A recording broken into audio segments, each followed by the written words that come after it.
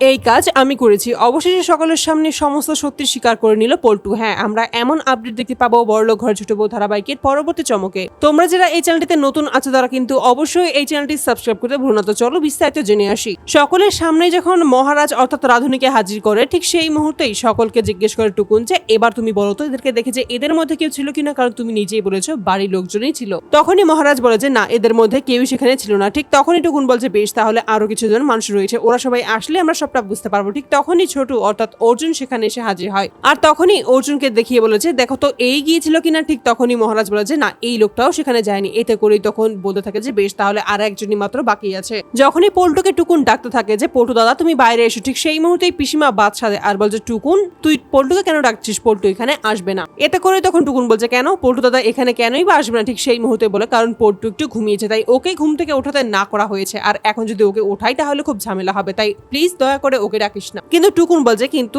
এখানে তো প্রমাণ হতেই হবে যে এই সমস্ত কাজ কে করেছে। ঠিক তখনই অহনা বলে যে একদম তুমি ঠিক কথাই বলেছ। তখনই খোকন বলে থাক না টুকুন, এই সমস্ত কিছু আর দরকার নেই, ও আমরা যেহেতু কেউ নেইনি তাহলে এটা আর এখানে বাড়াবাড়ি করার কোনো প্রয়োজন নেই। ঠিক তখনই টুকুন বলছে না দাদা ভাই, এটা কোনোভাবেই হবে না।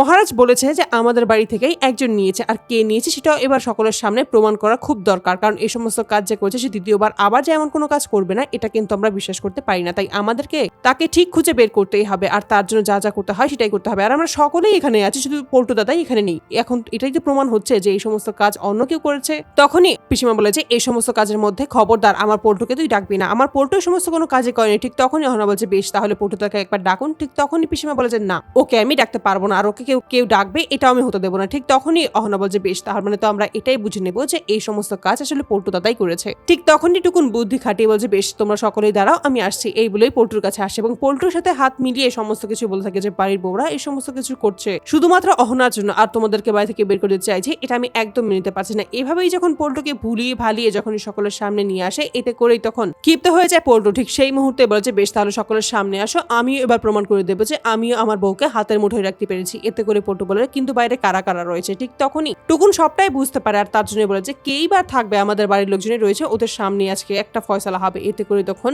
এক প্রকার জোর করে পল্টুকে নিয়ে চলে আসে বাইরে। ঠিক তখনই বাইরে এসে যখনই রাধুনীকে দেখতে পায়, এতে করে অবাক হয়ে যায়। ঠিক সেই মুহূর্তে টুকুন বলে ফেলে যে আচ্ছা এই লোকটাকে দেখে বলুন তো যে এই সমস্ত কাজ করছে কিনা। ঠিক সেই মুহূর্তে পল্টুকে খুব ভালোভাবে দেখে বলছে হ্যাঁ এই নিয়ে তো নিয়ে এসেছিল। এতে করে তখন পল্টু বলে কি সমস্ত কথা বলছো তুমি, আমি কোথাও থেকে কোনো হাড়ি নিয়ে যাইনি, আর আমি কেনই এই সমস্ত কিছু করবো। ঠিক তখনই বলছে না, আমার এতটা বড় ভুল হতে পারে না, এই কাজটা আপনিই করেছেন, আপনার সাথে আরো একজন ছেলে ছিল। তখনই পল্টু বলছে তুই তার মানে তুই আমাকে মিথ্যে কথা বলে এখানে নিয়ে এসেছিস। ঠিক তখনই টুকুন বলছে এছাড়া আমার হাতে আর কোনো উপায় ছিল না, তুমি তো আসতেই চাইছিলে না, আর ধরা পড়ে যাওয়ার ভয়ে তো আসতে চাইছিলে না তাই না। কিন্তু এবার তো সত্যি সকলের সামনে চলে আসলো যে এই সমস্ত কাজ তুমি করেছো। ঠিক তখনই তবু আবার অস্বীকার করতেই পল্টুর ওপর ক্ষিপ্ত হয়ে যায় দুর্গা দেবী। তখন বলছে সমস্ত সত্যি এখনো বলে ফেলে, আর তা না হলে এই বাড়ি থেকে এক্ষুনি বেরিয়ে যাবে। ঠিক সেই মুহূর্তে চিৎকার করে বলে ফেলেছে হ্যাঁ এই সমস্ত কাজ আমি নিজেই করেছি, শুধুমাত্র এই ছোট বউয়ের জন্যই। তো বন্ধুরা তোমরা কি চাও যেন অবশেষে এই সমস্ত সত্যি যেন সকলের সামনে স্বীকার করে নেয় পল্টু? অবশ্যই তোমরা তোমাদের মতামত কমেন্ট বক্সে জানাতে ভুলো না। ধন্যবাদ।